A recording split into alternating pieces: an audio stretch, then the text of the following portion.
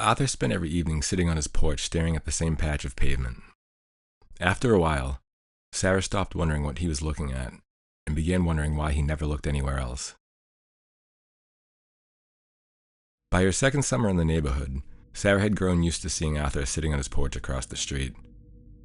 Most evenings, he sat in the same weathered chair and looked toward a patch of pavement beneath a dead street lamp. He lived alone in a small blue house across the street. The porch sagged slightly toward the road, and the white paint on the railing had begun to peel away in long strips. At first, Sarah thought very little of it. Arthur was old. People developed routines as they aged. Some walked, some gardened, some watched television for hours. Arthur sat on his porch. By the middle of June, school had let out for the summer. Sarah had found herself noticing more things than usual. The neighborhood settled into a slower rhythm once the school buses disappeared. Lawnmowers replaced morning traffic. Children rode bicycles until dusk.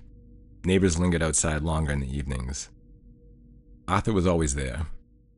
If Sarah watered her flowers after dinner, Arthur was on his porch. If she took a walk around the block, Arthur was on his porch. If she sat outside with a book for sunset, Arthur was on his porch, always in the same chair, always facing the same direction, always looking toward the same section of road. The street lamp above it had stopped working years ago. Even Sarah didn't know exactly when. Nobody seemed interested in fixing it. The patch beneath it wasn't interesting. No cracks or potholes, no stains. It looked exactly like every other section of pavement in the neighborhood. Yet Arthur watched it with focus that made people lower their voices when they passed. Sarah eventually grew accustomed to the sight. After a while, it became part of the neighborhood itself, just like the mailboxes and the trees and the lamp that never worked. Arthur Bell sitting on his porch, watching. One afternoon, she spotted him struggling with a grocery bag near the curb. Sarah crossed the street before he could protest. The bag wasn't heavy, but Arthur accepted the help anyway. Together they carried the groceries to his porch. "Thank you," he said. His voice was softer than she expected. "No problem." Arthur nodded once and lowered himself carefully into the chair. Almost immediately, his attention drifted back toward the road. Sarah followed his gaze. She saw nothing, just a pavement, just a street lamp, just a quiet stretching into the distance. She looked back at Arthur. "You waiting for somebody?" Arthur blinked. "No." Sarah smiled. "Then what are you looking at?" Arthur considered the question for several seconds. Then he looked back toward the road. "Nothing," he replied. The answer should have ended the conversation. Instead, it stayed with her. That evening, while washing the dishes, Sarah found herself glancing through her kitchen window toward Arthur's porch. He was still there, watching. That same patch of road, the same spot beneath the lamp. And for the first time since moving into the neighborhood, Sarah found herself wondering why. Over the next several days, Sarah found herself paying more attention to Arthur than she ever had before. Maybe it was because school was out and she suddenly had more time on her hands. Or maybe it was because his answer had lingered with her longer than it should have. Whatever the reason, she began noticing how often he was there. Some mornings he was already sitting on the porch when he stepped outside with his coffee. Other evenings, she would glance through her front window after sunset and find him in the same place, facing the same direction. The routine never seemed to change. Children rode bicycles past his house. Neighbors walked dogs along the sidewalk. Delivery trucks came and went. Arthur remained where he was always, watching. The longer Sarah observed him, the more unusual it seemed. Not because he was doing anything strange, but because he was doing the same thing every day. Most people drifted from one activity to another. Arthur appeared content to sit for hours and stare at a section of road that looked no different from any other. One afternoon, she spotted him returning from the corner market carrying 2 grocery bags. He wasn't struggling exactly, but he moved carefully, stopping once near the curb before continuing toward the porch. Sarah crossed the street and took one of the bags before he could object. Arthur thanked her, and together they carried the groceries the rest of the way. Up close, he looked more tired than she had remembered. Not sick and not frail, just worn down in the way old people sometimes seem to become all at once. By the time they had reached the porch, he lowered himself into the chair with a sigh and rested there for a moment before speaking again. Sarah asked if he was all right, and Arthur answered the way she suspected he answered everyone. "Just getting old," he said. The response made her smile, but it sat with her later that evening when she looked across the street and found him sitting exactly where he had been before. As June settled in, Sarah's concern gradually replaced her curiosity. Arthur seemed increasingly exhausted. She noticed it in the way he moved, in the way he occasionally closed his eyes while sitting on the porch, and in the faint shadows that had appeared beneath them. He was still outside every evening, still looking toward the road, but there were moments when he looked as though simply remaining awake required effort. One particularly warm evening, Sarah saw him sitting with his eyes closed for nearly 10 minutes. At first she assumed he had fallen asleep, but when she looked again, he was still sitting upright in the same rigid posture he always maintained.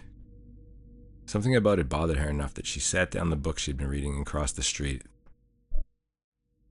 Arthur opened his eyes as she approached, though it took a moment for him to focus on her. He insisted he was fine, but Sarah wasn't convinced.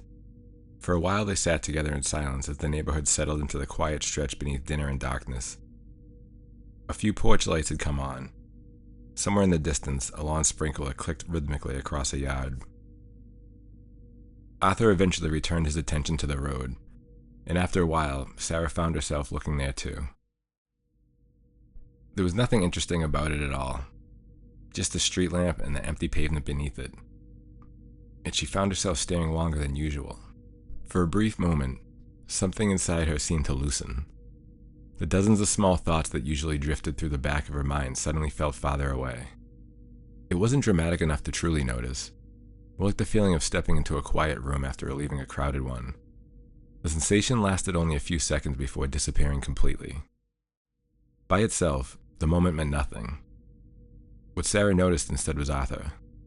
For the first time since she sat down beside him, he looked relaxed. After that evening, it became easier to cross the street. Sometimes she brought leftovers. Sometimes she stopped by only for a few minutes. Occasionally she would sit with Arthur while the daylight faded and the first porch lights flickered on throughout the neighborhood. Their conversations rarely lasted long. Arthur wasn't much of a talker, and Sarah eventually stopped trying to figure out what he was looking at. The answer was always the same, and she had begun to suspect he either genuinely didn't know or had forgotten how to explain it. The strange feeling returned several times over the following weeks while she visited Arthur. It was never strong and never dramatic. Just a brief sense of calm whenever her eyes lingered on the spot of pavement across the road. Sarah never mentioned it because there didn't seem to be anything to mention.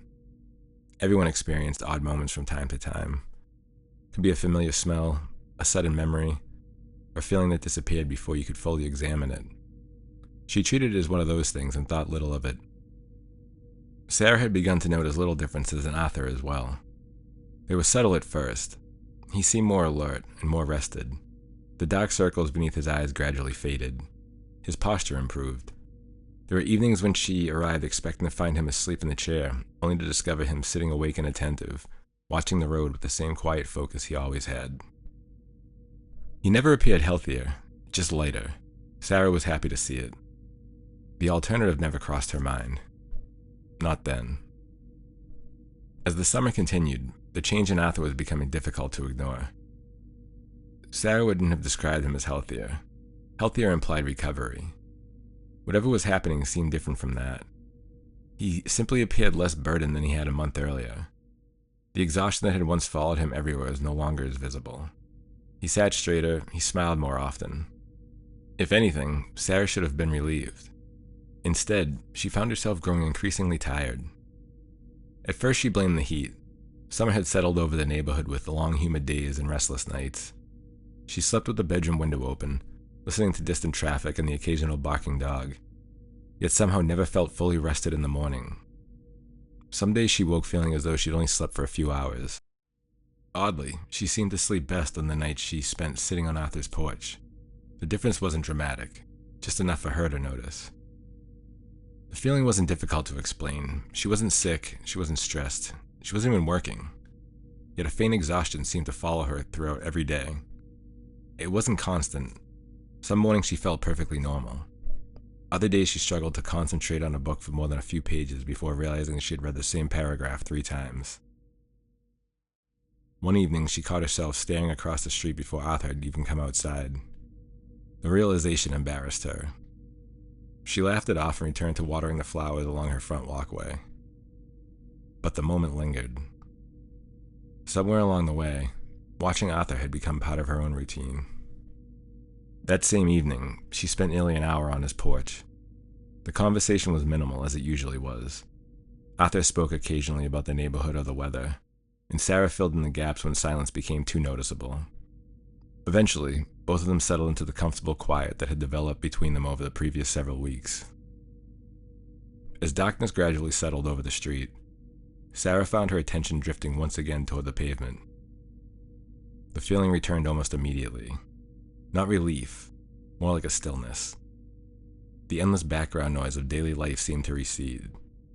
Thoughts that normally bounced from one thing to another became quieter. For a few moments, everything felt distant and unimportant. She understood why she liked sitting there.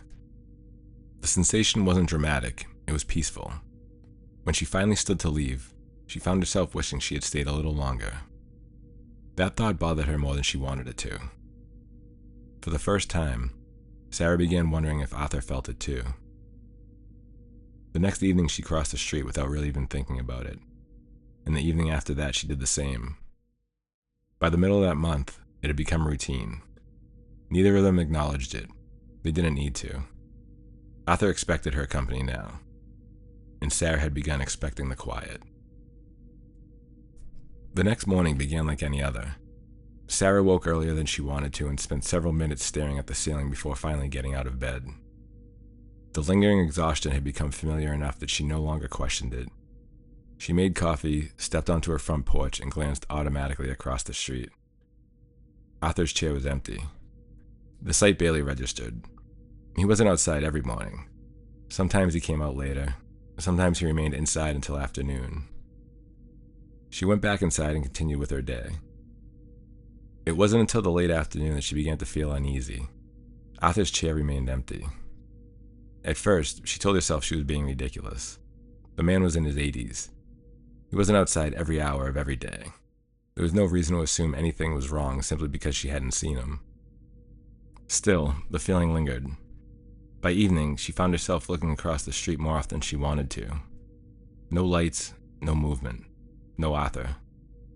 The uneasiness followed her through dinner and into the early hours of the night. The following morning, the chair was still empty. That was what finally convinced her. Sarah crossed the street and knocked on the front door. No answer. She knocked again. Nothing. For several moments she stood on the porch listening. The house was completely silent. Back home, she stared at her phone for nearly 10 minutes before finally making the call. She felt foolish while explaining the situation. An elderly neighbor, living alone. No one had seen him since the previous evening. The dispatcher assured her someone would check. Less than an hour later, a police cruiser arrived, and an ambulance followed shortly after. Sarah watched from her front porch as 2 officers entered the house. Neither remained inside very long. She knew before anyone spoke to her. One of the officers eventually crossed the street and confirmed what she already suspected. Arthur had passed away sometime during the night. The words landed with surprising weight. Sarah nodded slowly. Arthur had been old. Arthur had been tired. Nothing about the news should have been unexpected. Yet she found herself staring at the empty porch as though something important had disappeared from the neighborhood itself. The weathered chair remained exactly where he had left it, facing the road. Over the next several days, life resumed its normal rhythm. The ambulance disappeared. The neighbors stopped discussing it. A small real estate sign appeared near the front of the property. Summer continued. Only the porch remained unchanged. Sarah found herself looking at it more often than she wanted. Sometimes she noticed the chair while passing a window. Other times she stepped outside at dusk and caught herself staring across the street before realizing what she was doing. The habit embarrassed her. Arthur was gone. The routine should have ended with him. Yet some part of her expected to see him sitting there, watching. One evening she stepped onto her porch just as the sun was disappearing behind the trees. The empty chair sat beneath the fading light exactly where it always had. Without thinking, Sarah looked toward the patch of pavement beneath the street lamp. That familiar feeling returned, only briefly. A few seconds of quiet, a few seconds where the constant noise inside her head seemed to soften. Then it disappeared. For the first time since Arthur's death, Sarah found herself wondering whether he had been looking at the road all those years, or waiting for something. The following week was the hardest one Sarah could remember. The exhaustion that had followed her throughout the summer seemed to deepen. Sleep brought little relief. She woke repeatedly throughout the night and often found herself staring into the darkness long before dawn. By afternoon, even simple tasks felt strangely difficult to focus on. She blamed grief at first. That explanation felt reasonable. Arthur had become part of her daily life. Losing him had become a larger absence that she noticed. Yet the feeling went beyond grief. Something felt unfinished. The sensation was strongest during the evening. As daylight faded, an uncomfortable restlessness settled over her. It was difficult to describe. Not anxiety, not fear. Just a growing pressure that seemed to build quietly in the background of her thoughts. Several times she caught herself standing at the window looking toward Arthur's empty house. The chair remained on the porch. The road remained unchanged. The street lamp remained dark. Everything looked exactly as it always had, and that somehow made it worse. One evening, she deliberately closed the curtains and tried to ignore it. She spent the night reading, then switched on the television when reading failed. Neither helped. The pressure continued building until she finally went to bed, but sleep never came. The following evening was worse. The pressure she had been experiencing arrived earlier and lingered longer. She paced the house, tried distracting herself, tried convincing herself that everything she was feeling could be explained by stress, poor sleep, or imagination. The explanation sounded less convincing each day, and by the end of the week, she found herself thinking about Arthur constantly. Not his death, his routine. The porch, the chair, the road. For the first time, she began wondering whether he had ever truly wanted to sit there at all. The question lingered with her long after midnight, and somewhere deep down, a possibility began forming that she wasn't yet willing to admit. Maybe Arthur hadn't been watching the road at all. That thought terrified her, because if it was true, then Arthur's death hadn't ended anything. It had simply left something unfinished. By the beginning of the following week, the pressure Sarah was feeling became impossible to ignore. She stopped pretending it was grief. Grief didn't behave like this. Grief didn't arrive at the same time every evening. Grief didn't fade in the morning only to return again as daylight disappeared. And grief certainly didn't seem connected to an empty porch across the street. Yet every night followed the same pattern. The pressure would begin quietly. A faint sensation behind her eyes. A feeling that something wasn't right. As the evening progressed, it would grow stronger. Her thoughts became difficult to organize. Concentrating on a book became impossible. Television offered no distraction. Even the ordinary sounds of the house seemed somehow wrong, as though she were hearing them from another room. By the time the darkness settled over the neighborhood, the pressure had become a constant presence, waiting, patient, and unmoving. The worst part was that Sarah had begun noticing something else. The relief. Not complete relief. Not the kind she remembered from sitting beside Arthur. Just traces of it. Moments that appeared without warning. A glance through the front window. A brief look across the street. A glance toward the pavement. Each time, she felt eased, relaxed. Each time, it returned the moment she looked away. At first, she dismissed the pattern. Then she tried ignoring it. Eventually, she stopped lying to herself. She knew exactly what was happening. She simply refused to accept it. One evening, she closed every curtain in the house. The feeling still remained. The following evening, she left and drove aimlessly for nearly 2 hours. The pressure was waiting for her when she returned. And the night after that, she sat awake in bed until dawn. By morning, she was exhausted. By evening, she felt desperate. By sunset, she found herself standing on the front window once again. Across the street, the porch sat empty. The chair remained exactly where it had always been. Sarah stared at it for a long time, then she looked away. 10 minutes later, she was standing there again. The pressure continued to build. The neighborhood gradually settled into silence. Lights disappeared one by one. Windows darkened. The street grew empty. Eventually, Sarah stepped outside. The night air felt cool against her skin. She crossed the street slowly, not because she wanted answers, not because she was curious, but because she was tired. By the time she reached the porch, the pressure building had become almost unbearable. Her thoughts felt crowded, heavy. She climbed the steps and stood beside the chair. For a moment, she simply stared at it. Arthur's chair, the porch, the view. Then she sat down. The relief came immediately. Every ounce of pressure vanished so quickly that Sarah nearly gasped. The noise inside her head disappeared. The restlessness disappeared. The exhaustion disappeared. For the first time in weeks, everything felt still. Sarah closed her eyes, not because she was afraid, because she finally understood. Arthur had never been watching the road. He had never been waiting for anything. He had been enduring something, day after day, year after year, for longer than Sarah could imagine. Slowly, she opened her eyes again. The patch of pavement looked exactly as it always had. Ordinary, empty, and meaningless. Yet she found herself unable to look away. Because the moment her attention drifted elsewhere, she felt the faintest hint of pressure begin to return. Only a trace, just enough, a warning. Sarah settled deeper into the chair. The sensation disappeared once more. Across the neighborhood, lights continued switching off as people prepared for bed. Cars passed in the distance. A dog barked somewhere beyond the next street. Life continued exactly as it always had. Sarah remained where she was, watching. Hours later, the chair still occupied the porch. The patch of road still sat silently beneath the lamp. And for the first time since Arthur's death, someone was sitting there again.